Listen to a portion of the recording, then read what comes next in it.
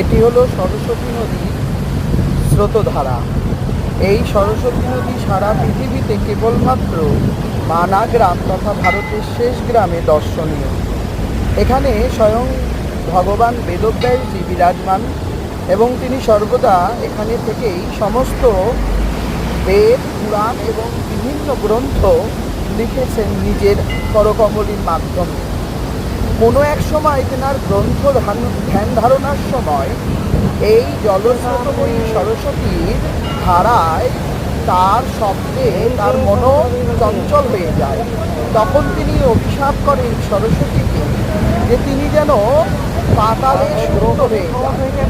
পরবর্তীকালে সরস্বতী মা এসে তার কাছে বিশেষ প্রার্থনা করলে তিনি তখন বলেন সারা ভারতবর্ষে কেবল তুমি এখানেই জাগ্রত থাকবে এবং সমস্ত নদীর গভীরে তোমাকে দর্শন পাওয়া যাবে।